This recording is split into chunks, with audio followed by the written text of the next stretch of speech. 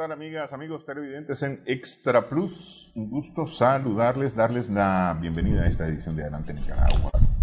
Edición con la que vamos a conversar con los doctores Cairo Amador y Humberto Avilés en un recorrido por los principales hechos alrededor del mundo, como todos los lunes. ¿Por dónde empezamos? Hay varios lugares. Por el principio. Y podemos tocar lo más reciente, regularmente reciente, como Sudáfrica, por ejemplo, que se sometió a elecciones este fin de semana. Tenemos Europa con las perspectivas hacia las elecciones europeas. Y con el frenazo de la locomotora alemana. Está el pleito o los pleitos de Estados Unidos, primero con China y luego con Irán, o viceversa, como se quiera ver. Está el mensajito del canciller Lavrov a Mike Pompeo. Que se reúnen en Sochi, en la ciudad de Sochi, y este martes se va a encontrar Pompeo con el presidente Putin. Vladimir. Sí. Bueno, a ver. Bueno, donde quieran. Quiere. Pues si querés comenzamos con... El heredero de Johannesburgo. con Sudáfrica, el partido del Congreso Nacional Africano seguirá gobernando hasta el 24 por lo menos. Es la sexta... ¿Hasta el 24% o hasta el... No, hasta el año 2024 por lo menos. La sexta elección que se da de Nelson, de Mandela. Y habían 39 partidos, ¿no? Pero básicamente 3 son los que de alguna manera están estuvieron en el juego político. Uno de ellos creciendo, que es el grupo de guerreros por la libertad económica, que están su plataforma política, entre otras cosas, es confiscar las propiedades de los blancos que, dicho sea de paso, tienen una tenencia privilegiada de tierras y demás, sin pagarle confiscación, dice. Hacer toda una serie de políticas públicas encaminadas a fortalecer el sector público, incluyendo algunas que otras nacionalización de empresas, etcétera. Y que la tenencia de la tierra en Sudáfrica todavía no logró avanzar mucho en su redistribución. Ni en Sudáfrica ni en Zimbabue. Bueno, es que esos son efectos del apartheid todavía. Exacto. Son secuelas del apartheid. Eso es, la palabra es, son aparte de secuelas, son huellas que todavía quedan del apartheid, ¿verdad? Tanto en Zimbabue como en Arabia, como en la propia Sudáfrica. La Acción Democrática, que tuvo 22.5 en el 2014, bajó como a 20 puntos tanto.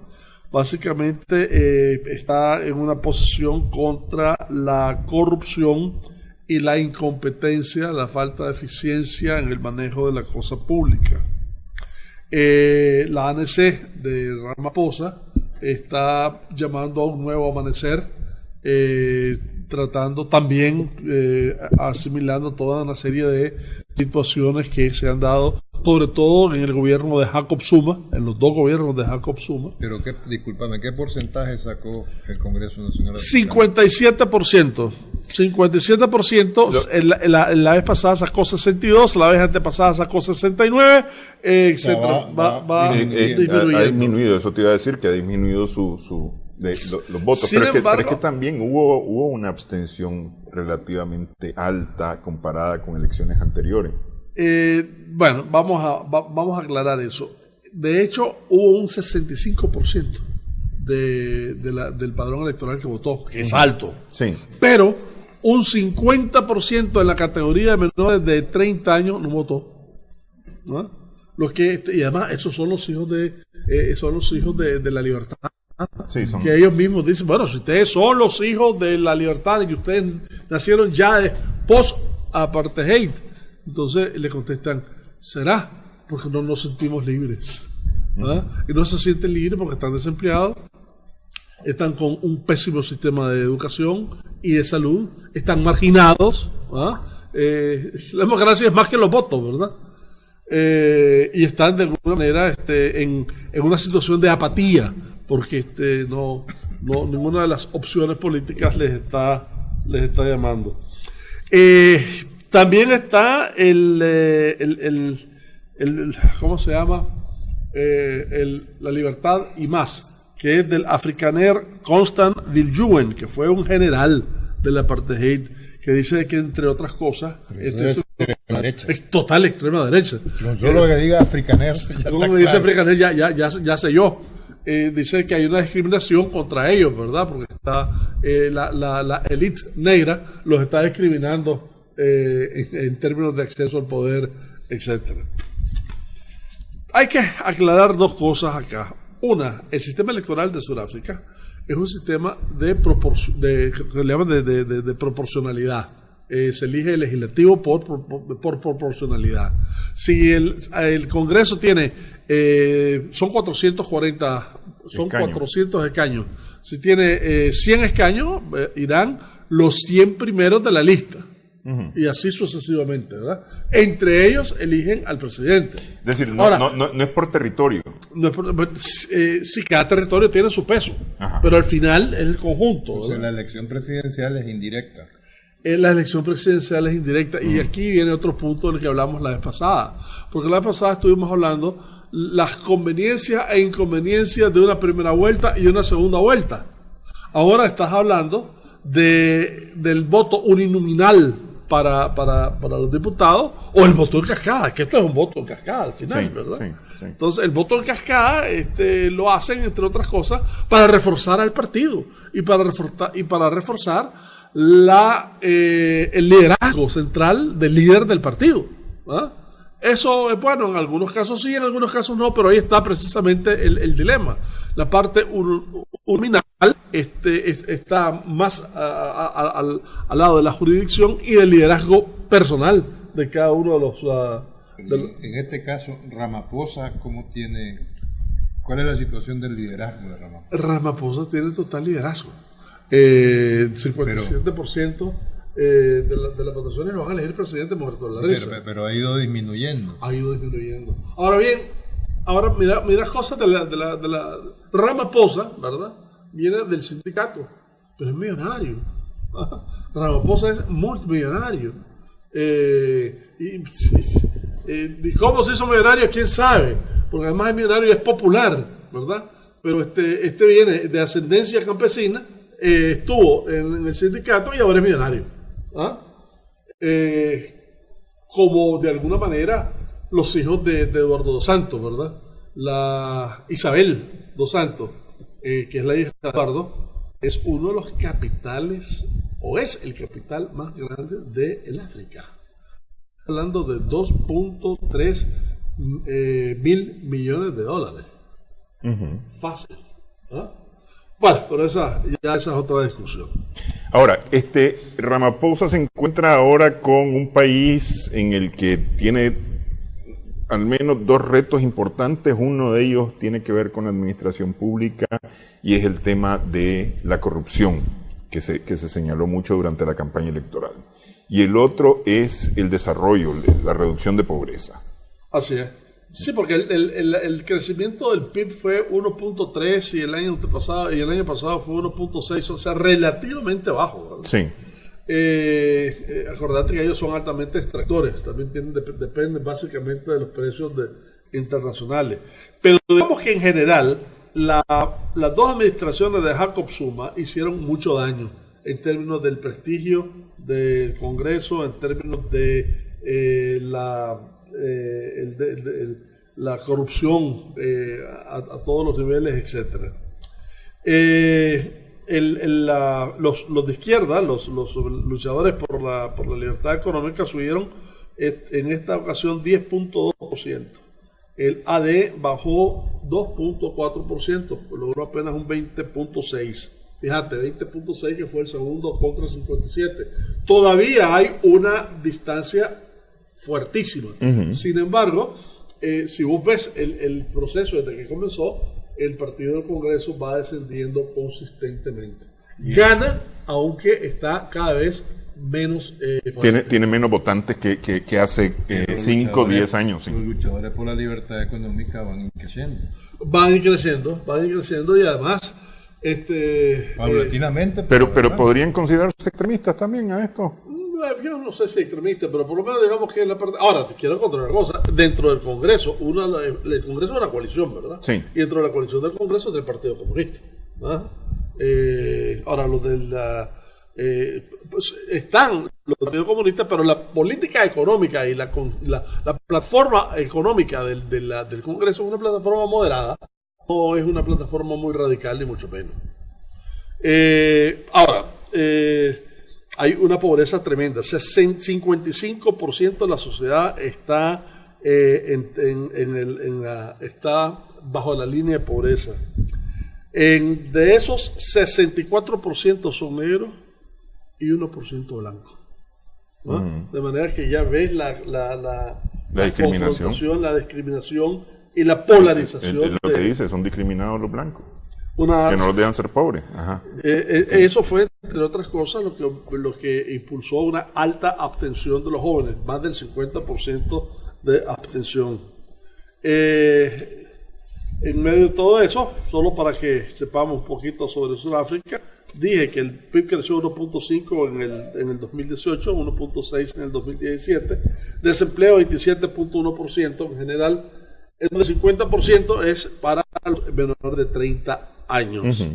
La deuda, 164 mil millones de euros, que equivale a una relación entre deuda y PIB del 53.02%, es alta, pero tienen posibilidades de pagarla. Esta gente tiene 1.219.000 kilómetros cuadrados y un de 56 millones de habitantes, con una densidad poblacional por kilómetro cuadrado como 46. He puesto 82 de 196 en el Doing Business del Banco Mundial. Y representa... No están ni bien ni mal. Representa el 25, y en términos generales, con relación al continente, está muy bien. Representan el 25% del Producto Interno Bruto africano. Sí, pero volvemos al principio. ¿A dónde va ese Producto Interno Bruto? Al 1% de la población. Es que ahí está precisamente el clavo entre el desarrollo, la diferencia entre lo que es crecimiento y lo que es desarrollo, ¿no? En geopolítica, es interesante ver este asunto de la geopolítica, porque además, en 1975, 1974, cuando es la guerra de los claveles en Portugal, la revolución de los claveles, con Caetano Salazar era, ¿no? El 25 de abril. Exacto. Hay un descontrol de las colonias portuguesas, específicamente Angola, que era la joya de la corona de Portugal.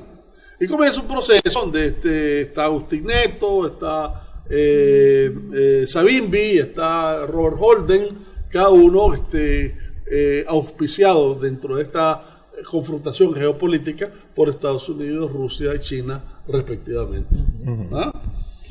En 1975 intervienen los cubanos. En Angola. En Angola. Sí. Y es interesante porque esa misión internacional de los cubanos venía a afianzar, a coayudar, a cimentar lo que iba a ser una sociedad en una revolución, la revolución de Angola, ¿no? Al final, pues, es discutible si fue o no fue, sobre todo con los datos que te di, los mayores niveles de capital de la hija de Dos Santos, etc. Pero tuvo otro efecto. Ayudó enormemente a Rhodesia, a las negociaciones de Rhodesia, que después fue Zimbabue, y ayudó enormemente a la independencia de Namibia. Y independencia de Namibia. Y la independencia de Namibia. Es que recordemos que en aquel entonces todos los países que rodeaban Sudáfrica eran consideradas la línea del frente contra la apartheid. Así es. Entonces ahí el MPLA, el Movimiento para la Liberación de Angola, el Congo de Sassou Nguesso, el Zimbabue del entonces revolucionario Mugabe, con el Congo a su derecha, ¿no? El Mozambique de Samora Machel, y la Namibia, donde estaba la SWAPO. ¿Ya? La Namibia era la que fue una colonia alemana hasta la primera guerra. Sí.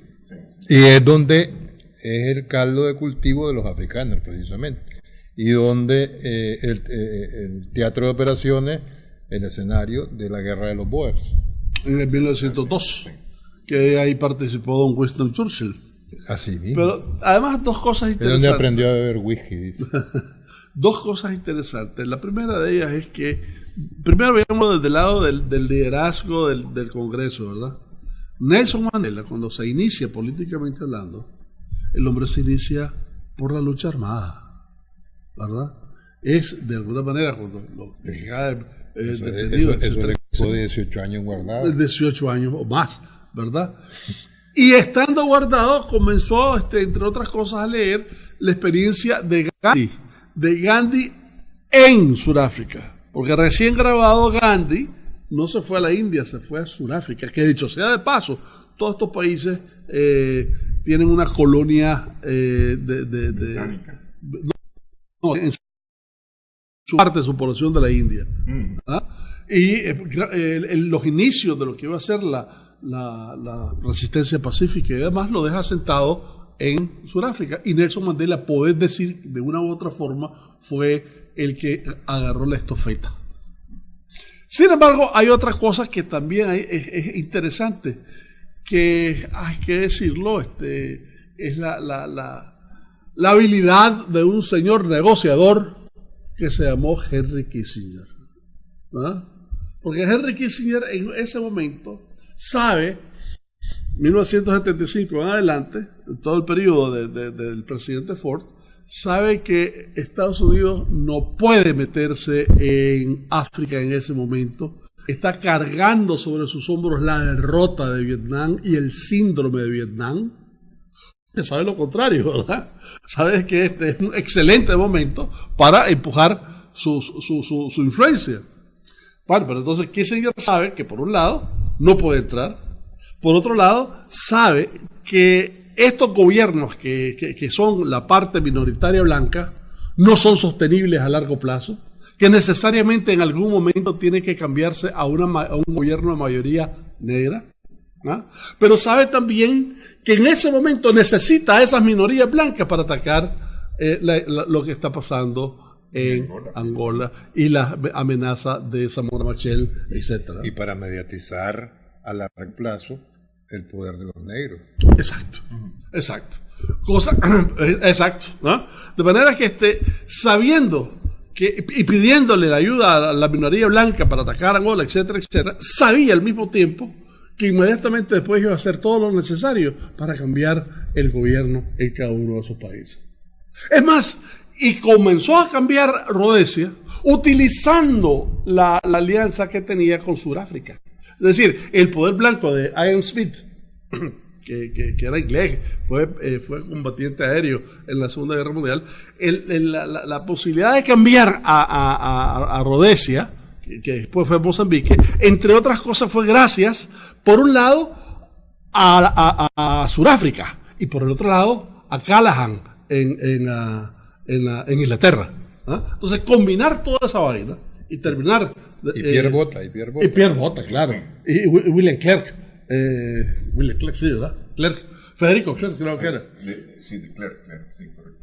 Entonces, toda esa vaina, ¿verdad? Se conjugó en ese momento para, de alguna manera, dar esa luz verde a la lucha del apartheid. Y fíjate que, de alguna manera, Mandela, en su vida, profesó una gran admiración por Fidel Castro. Sí. Incluso lo invitó, llegó a La Habana, etcétera, ¿verdad? Sí. Y reconoció que, entre otras cosas, y esto es un efecto de carambola, ¿verdad? Por el efecto de la influencia cubana en Angola, etcétera, etcétera, propició, por un lado, el debilitamiento del apartheid, por otro lado, el cambio de liderazgo blanco, incluso, que llegó Leclerc, que era más negociador, que era mejor negociador más bien, y la posibilidad de una transición sin guerra. Pero es que está la famosa batalla esta que dirige el propio Fidel desde La Habana. Cuito Canavales. Sí, que es con tropas sudafricanas. Sí. No solo. Es el empuje de Angola hacia Namibia. Sí. Pero no solo. Fue tan. Además, te quiero contar una cosa: en términos estrictamente militares, los cubanos se lucieron. Aterrizando, estaban a 5 millas la gente de Sudáfrica. Aterrizando y peleando. Y en un momento determinado, los sudafricanos tenían como 50 tanques y ellos tenían 2, ¿verdad? Del T-54. Y los otros tenían uno que era mucho menos pesado, mucho más con mayor movilidad, etcétera, ¿verdad? Bueno, y se la jugaron, ¿verdad? Excelentemente bien. Pero esa batalla marcó un vértice ahí en el declive del apartheid. Claro. Sí. Precisamente es parte de todo este asunto, ¿verdad? De manera que ves dentro de esta situación un gobierno que nace. Fíjate, por un lado, Humberto tiene toda la razón. De alguna manera, los gobiernos alrededor, sobre todo, ¿cómo se llama? El de Zimbabue, Mugabe. Fue de alguna manera más, ¿cómo es que dicen? Más soja en la catamal, ¿verdad? Lo cual de alguna manera le convenía mucho a pesar del tono y el discurso de izquierda, etcétera, etcétera. Y por el otro, en términos del Congreso, ya viste que después de Mandela lo que viene es élites del Congreso, del Congreso Nacional, que son subsumidas por el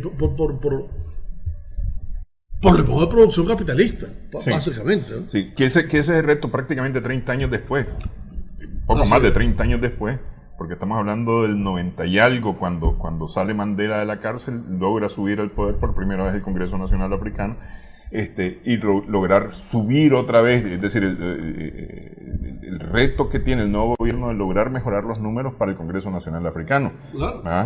De cara a la elección del 24. Tampoco perdamos de vista, aparte de eso, que es la época de oro del movimiento de países no alineados. Sí. Bueno, sí. Donde personajes como Julius Nyerere. De Tanzania.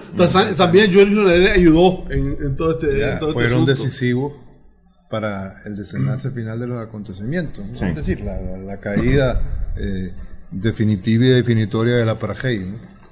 Y Nyerere tenía una fama consolidada, era uno de los intelectuales más conocidos en el oeste por parte de África, ¿verdad? Sí. Era cosa seria. Y te cuento, en medio de toda esa situación, alguien que era radical de izquierda, la Winnie Mandela, ¿cómo se llama? La esposa. La Winnie. Sí, después de que publicó El precio de mi alma, lo que pasa es que todo cambia. Y ella fue de las primeras en cambiar. Bueno, vamos a hacer una pausa, dejamos Sudáfrica, nos concentramos en otros temas al regresar en Adelante Nicaragua.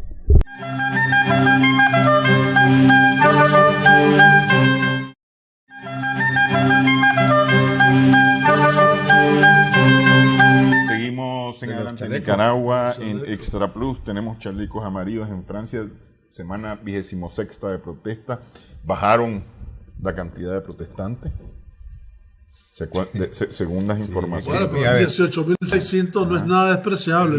Bajaron los protestantes de chalecos amarillos en sentido inverso, directamente proporcional al incremento de la tendencia de voto para la extrema derecha en Francia, lo cual es sumamente preocupante de cara a las elecciones europeas que empiezan el 23 de mayo y terminan el 26, porque en esas 4 fechas, 23, 24, 25 y 26, se van a hacer elecciones europeas en la mayor parte de Europa. En el caso particular de España son municipales, autonómicas, municipales y europeas. Y no es la referencia hispana casualidad, porque recordemos que viene cobrando impulso desde su triunfo andaluz Vox, que está, como suelo decir en estos casos, tópicamente, a la extrema derecha del Ku Klux Klan. Que fue a propósito el único partido que no suspendió campaña electoral durante la honra fúnebre del ex secretario general del PSOE, de Pérez Rubalcaba, Alfredo Pérez Rubalcaba. Sí, un hombre de Estado por consenso general de la clase política española. Pero volviendo al tema del incremento directamente proporcional de la extrema derecha, ojalá solamente fuera en Francia, ¿no? Pero en el caso particular de Francia preocupa porque todas las encuestas que ayer se hicieron públicas y esta mañana indican que la agrupación nacional que preside Marine Le Pen anda entre el 22,5% y el 23%. Y ya le saca entre medio y un punto a la República en Marcha de Emmanuel Macron. Y luego toda la izquierda histórica francesa, sumando Partido Socialista, Partido Comunista, la Francia Insumisa, que es la que más tiene, dicho sea de paso, el 10% de toda esa izquierda, de Mélenchon. Toda la izquierda no alcanza, en el mejor de los casos, alcanzarían el 19%. Se están moviendo en una horquilla, en un rango entre el 17 y el 19%.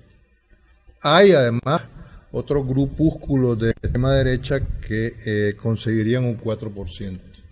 Es una tendencia, ¿viste? Es una tendencia ya marcada, hasta iguales. el punto de que ya los titulares afirman hoy por hoy que la extrema derecha puede ser el primer partido francés a la vuelta de 20 días, ¿ya? Después de las elecciones europeas. Y si entonces le sumamos las tendencias de voto que pretende aglutinar Salvini, el ministro del Interior y vicepresidente del gobierno italiano, con Víctor Orbán en Hungría, con Sebastián Kurz en Austria, le están tirando el canto, como solemos decir por aquí, a este Abascal de Vox en España, a los de Alternativa por Alemania, a los holandeses, a los de Wilders en Holanda, en fin. La perspectiva sería que después del 26 de mayo, que es la última elección europea, el Parlamento Europeo tenga entre un 20 y un 35% de parlamentarios de los 751 que integran el Parlamento Europeo procedentes de la extrema derecha. ¿Y cuál es el peligro de esto? El peligro es que pueden tener presencia ya sustantiva en diferentes comisiones y el objetivo convicto, confeso y declarado constantemente, particularmente por Salvini, por Matteo Salvini, es no desmontar la Unión Europea ahora detrás, sino bloquear la maquinaria actual para transformar Europa en el proyecto que ellos impulsan. En esa línea, Orbán visitó a Trump. Sí. Y le dieron una gran acogida en la Casa Blanca, lo que se entiende como un apoyo a este sector político que Orbán de alguna manera expresa claramente su tendencia para estas elecciones del Parlamento Europeo. Sí, pero eso tiene que ver... Ahí tenés al ¿cómo se llama el asesor de Trump para las elecciones? Bannon, que ha andado haciendo un periplo por Europa desde hace rato confesó eso. Y lo que vos recordabas fuera de cámara antes, que el mismo Salvini estuvo disque observando la campaña electoral de Trump. Sí. En el 2016. En el 2016 llegó a visitar a Trump. Exactamente. Ya. O sea, hay una conexión, hay una internacional de la derecha también. Y si a eso le sumamos, porque todo está a través de los comunicados de Cairo, todo está íntimamente relacionado. El frenazo que la última etapa del gobierno de la señora Merkel está teniendo, la famosa locomotora europea que ha sido considerada Alemania, ahora es la que está frenando todos los temas críticos de la Unión Europea, ¿no? La factura por el problema de la inmigración se la pasaron a la señora Merkel porque ella abrió la frontera. Y por otro lado, la austeridad económica fue impuesta por el Wolfgang Schäuble, que era el ministro de Finanzas de los anteriores gobiernos de la señora Merkel, ¿ya? Para poder mantener la fortaleza y la estabilidad del euro. Y evitar, entre otras cosas, ahora se llenan a ver con eso, que Grecia saliera del atolladero. Sí, no, y de la Unión Europea. Ujú. ¿Ya? Y con el tema de la crisis de la deuda, ¿no? Pero está también el tema del gasoducto con No, por Rusia. supuesto. Sí. El otro problema es el Nord Stream 2, el gasoducto con Rusia. Tiene contenta a la mayoría de los 20 miembros. Ya no se sabe si decir 27 y un cuarto, con que los británicos Sí. si se van y se quedan finalmente, ¿no? Que participa en esta gestión. Exactamente. Sí. Más el tema de el multilateralismo que deberían de impulsar en conjunto Berlín y París, el eje franco-alemán, pero que está frenado. Eso forma parte del frenazo también. Sí, justamente leía que resiente mucho Francia el hecho que Alemania no haya respondido hace un año a las propuestas de Macron. Sí, pero no solamente eso. Y cuando respondió, quien respondió no fue la coalición de gobierno, la gran coalición de gobierno en Alemania, CSU, CDU, SPD, pues el Partido Socialdemócrata, sino quien respondió fue la CDU, Sí. lo cual es bastante significativo. Y además, sí, debemos de considerar mucho el hecho de que Alemania en marzo pasado se opuso a la exportación de armas a Arabia Saudí, Ujú. en contra del consenso de la mayoría de los socios de la Unión Europea. Porque Incluyendo eso, España. claro, porque eso significa perjuicio económico para toda esta gente, ¿no? Entonces, si ya le sumamos a esto las presiones últimas de la Casa Blanca, a través de la subsecretaria de Defensa, la señora Lord, para que Europa no acelere tanto con el Fondo Europeo para la Defensa, estamos hablando de 13.000 millones de euros para el periodo 2021-2027, para proyectos de armamento europeo, donde no tienen cabida empresas norteamericanas. Entonces, ahí la cosa se pone todavía más caliente. Y los periódicos lo destacan este fin de semana. No, claro, Sí. sí. La carta y los términos de la señora Lord, una mujer que lleva 30 años y más trabajando en la industria armamentística, ¿no? Es muy inusual la dureza de los términos que emplea para amenazar a la Unión Europea. Y le recuerda proyectos concretos, ¿no? El del Boeing con el Airbus y para fabricar helicópteros norteamericanos. En fin. Etcétera. Y fíjate que hay otro aspecto interesante. La cohesión ideológica que tienen estos movimientos como el Fidesz de Hungría, el National Rally, que ahora se llama, que antes era el Frente el Frente Unido de Le Pen, la Liga del Norte, la Alternativa por Alemania, los socialdemócratas de Suecia, el partido que acaba de ganar en Finlandia, incluso Vox de España, ¿verdad? Tienen una coherencia que no la tiene ni el centro ni la izquierda en estos momentos. Por eso. Y eso es producto Bannon, supongo. Entre otras que cosas. se ha estado Entre trabajando otras cosas. arduamente en este. Pero además de eso, y esto ya tiene que ver con China, ¿ya? El hecho de que Alemania y Francia apoyaran la tecnología china 5G que pueda tener cabida en Europa, eso está siendo objeto de fortísimas presiones norteamericanas, ¿ya? Porque la tecnología 5G que va a manejar todo el armamento que se está fabricando ahora mismo y de cara al futuro. Pero acabo de ver un ejemplo de la 5G. No sé si lo vieron en televisión ustedes. Están inaugurando un juego en Corea. sí, ¿no? sí, me Y contaron. salen unos dragones volando y subiendo y pasando por la gente. Era 5G esa vaina. Todo es virtual. Todo es virtual.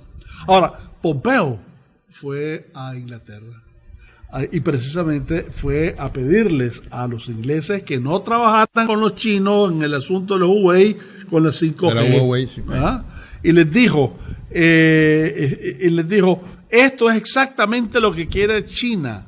Nos quiere dividir a la Alianza del Oeste a través de sus bytes y no a través de balas o bombas. Si trabajan ustedes con la China, Fíjate bien que Estados Unidos con Inglaterra son los mejores aliados, y son los que más han compartido inteligencia y demás. Dice, si ustedes trabajan con la China en este proyecto, los niveles de compartir inteligencia se van a ver reducidos sustancialmente.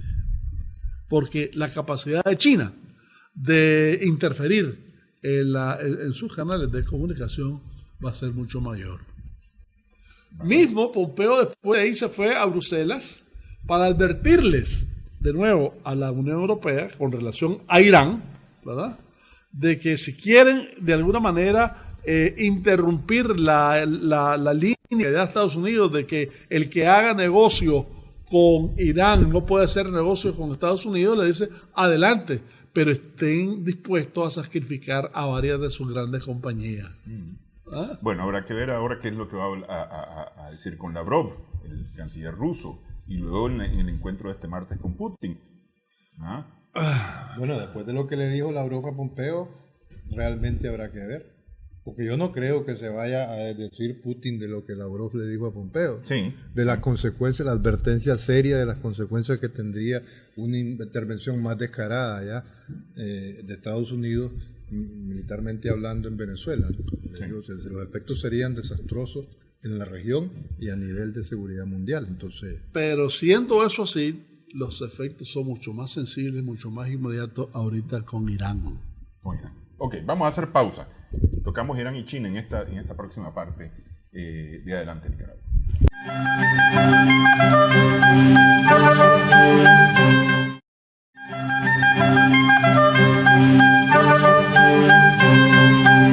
Seguimos en Adelante Nicaragua en Extra Plus. Tras la entrada en vigencia de los aranceles anunciados por el presidente Donald Trump a los productos chinos, China respondió con una medida similar que estaría entrando en vigencia en junio. Esto provocó una caída, o más bien una reacción negativa en la Bolsa de Valores de Nueva York, que reportaba en algunos casos más del 4% de retroceso en las acciones. Pero no está solamente el enfrentamiento. Bueno, el presidente Trump además anunció que si China decía que iba a poner aranceles, las cosas iban a ser mucho peor para China, metiéndose ya a un enfrentamiento virulento con China. Pero no solamente eso, está el tema de Irán también, y las presiones de Estados Unidos contra Irán, el movimiento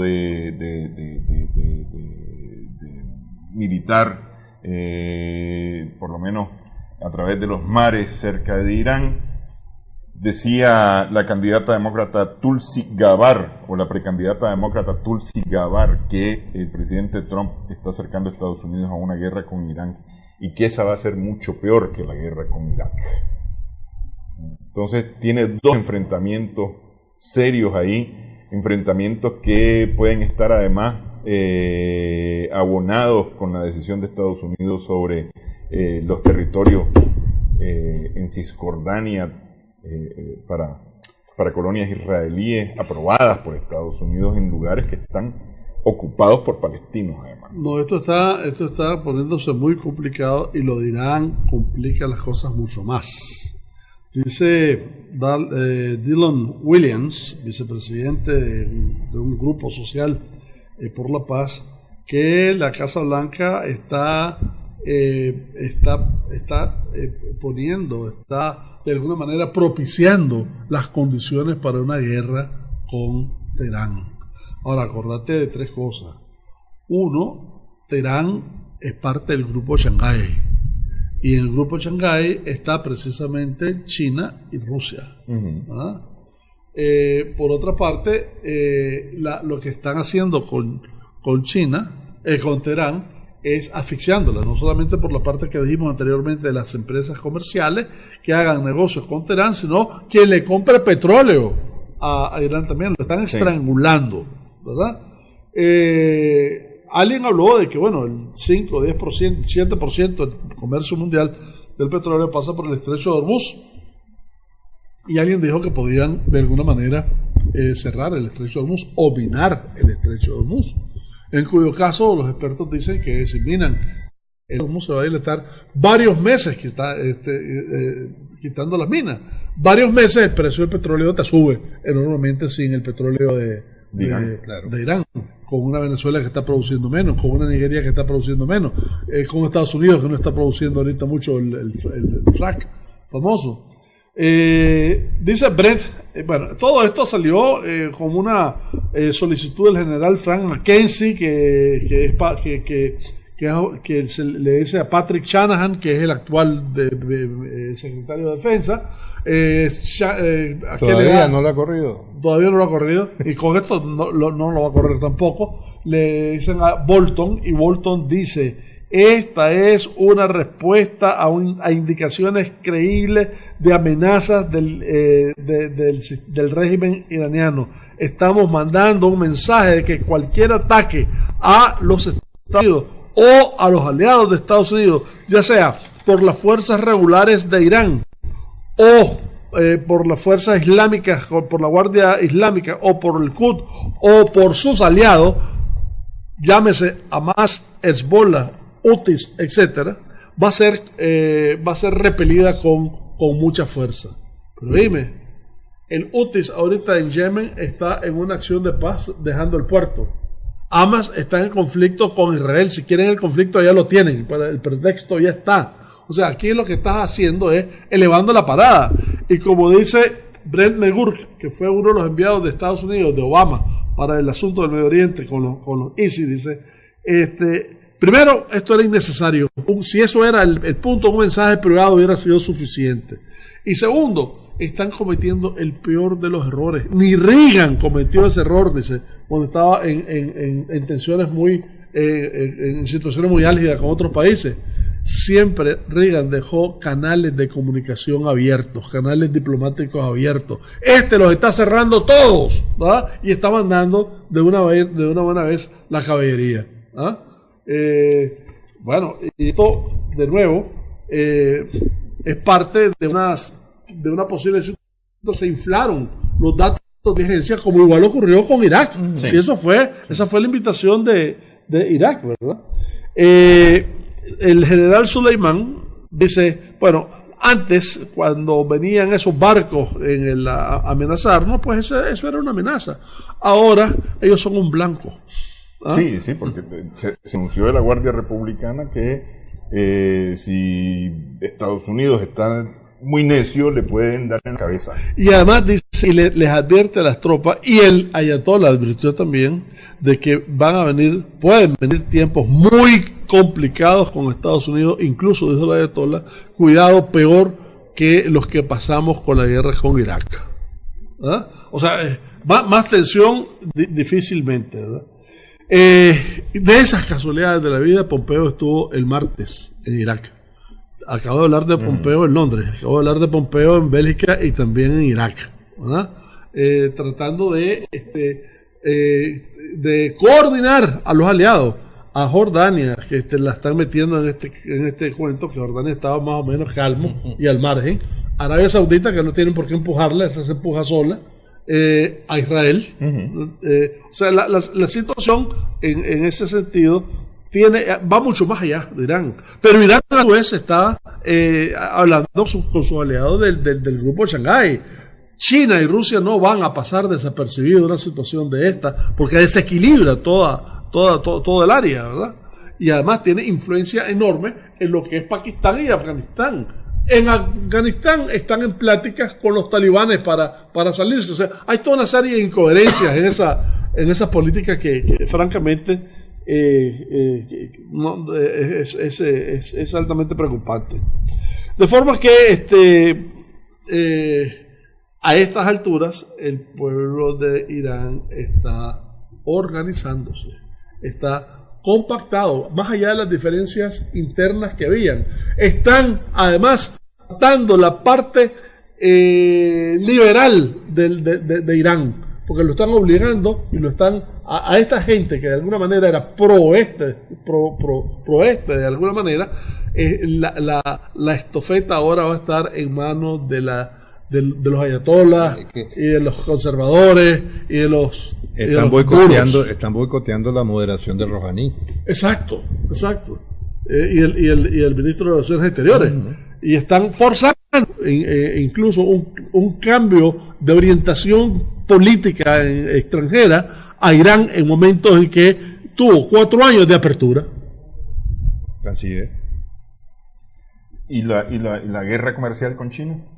La guerra comercial con China viene... Complica más el asunto. Bueno, ya hubo ataque y contraataque, porque al incremento del 25% de los aranceles por parte de Trump, Xi Jinping ya respondió con un incremento de 60.000 millones, que afecta a 60.000 millones. Sí, de con un incremento de hasta el 25% en aranceles para 60.000 millones. Sí. Mercadería por 60.000 millones. Pero además, en términos políticos, se acentúa más el problema, porque en Taiwán están calentando músculo para las elecciones. El PP, ¿verdad?, está de nuevo asumiendo una postura pro independencia, y eso no lo va a permitir China. De manera que parece mentira que el partido que de alguna manera hace contrapeso a esa situación extrema del PP es el Kuomintang. Y digo, parece mentira porque el Kuomintang fue el partido que fue expulsado de China en el 48, ¿no? El partido de Chiang Kai-shek. Ese es otro elemento que no puedes dejar al lado de todo esto, incluyendo las escaramuzas civiles que están actualmente en Tokio alrededor de la asamblea, del parlamento, y de unos cambios en términos de jurisdicción penal que se están hablando. Estando las cosas así, ¿cuál es el panorama de la semana? A ver, yo supongo que la reunión con Putin algo habrá de sacar. Pues sí. Algo habrá de sacar de todo este asunto, porque esos son temas que van a esta unión. Es decir, Pompeo no en balde, porque se había pospuesto la reunión que estaba prevista hacerse hoy. Y no echemos en saco roto los disparitos que hizo Kim Jong-un la semana pasada. Sí, claro. Sí. La prueba de misil. Pero fíjate como yo la veo más sencilla y complicada. Estados Unidos está enfrascado en pelearse con todo el mundo, hasta con ellos mismos. Comenzar porque están divididos, ¿verdad? Y está en una sociedad muy polarizada. Con México está el muro, con Venezuela están las amenazas a Venezuela. Ahorita con Irán está abriendo demasiados frentes, ¿verdad? Y no ha cerrado ninguno. China está viendo nada más desde palco qué es lo que hacen.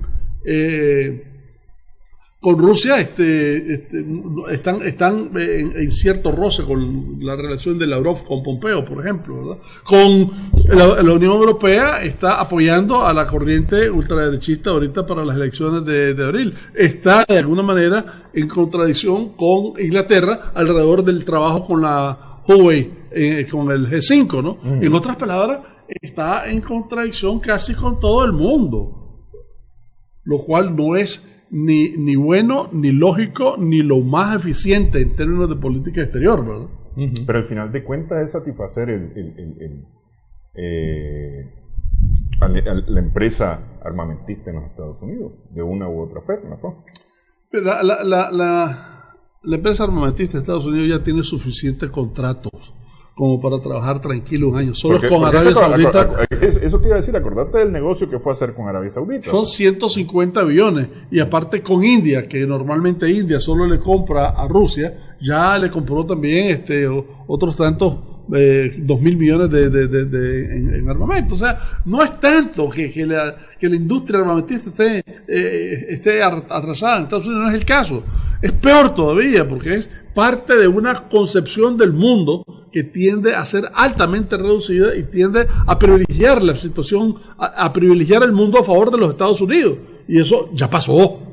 Sí, porque definitivamente en enfrentamientos no están privilegiados. Del todo. Y la verdad es que parece ser una postura de fuerza, pero es que al final esconde un sentido muy profundo de debilidad. Es que la apertura simultánea de tantos frentes, lo que a todas luces pone de manifiesto es debilidad. No hay otra. Ese cambio del hegemón en materia de política exterior a nivel mundial y en lo económico y en lo comercial, como dice Cairo, el relevo de la estafeta del imperio del capitalismo, el imperio norteamericano, a China está cada vez más en el centro, posible, más en probable. el centro del Sí. escenario. Pero fíjate, te doy otro elemento más, que la vez pasada estábamos hablando del rol del yuan como moneda de referencia internacional. Ahora vamos a la educación. Estados Unidos ahorita solo está en ciencias, en lo que es ciencias, matemáticas, etcétera, ¿verdad? Estados Unidos solo produce alrededor del 7% de los ingenieros en el mundo. China produce el 30%. ¿Ah? Sí. Y de los PhD, de los doctorados, Estados Unidos está declinando en términos nacionales. Conserva cierto nivel en términos de los extranjeros que están estudiando en Estados Unidos, de los cuales son 350.000 chinos. entre otras Casualmente. cosas. Casualmente. Y 200.000 de la India, ¿verdad? Pues sí. Bueno, a la hora de cerrar esta edición de Adelante Nicaragua, a las 2 de la tarde, hay una información. Una furgoneta se estrelló contra una valla cerca de una de las entradas de la Casa Blanca en Washington. Darle seguimiento a través de las redes sociales. Y quería cerrar yo con una información de la Fundación Australiana del Koala, que dice que funcionalmente estos animalitos están extintos, apenas quedan como 80.000. Bueno, Koala. Bueno, así las cosas, así está el mundo. Gracias. pero espérate, que hoy dijeron del sanate nicaragüense que está en peligro que está en también. peligro también. Y con estos calores estamos en peligro nosotros. Sí, mejor que siga lloviendo. Gracias, Cairo, Humberto. Gracias a nuestras amigas, amigos televidentes por su sintonía en esta edición de Adelante Nicaragua. Esperamos que el programa haya sido de lo hecho por ustedes.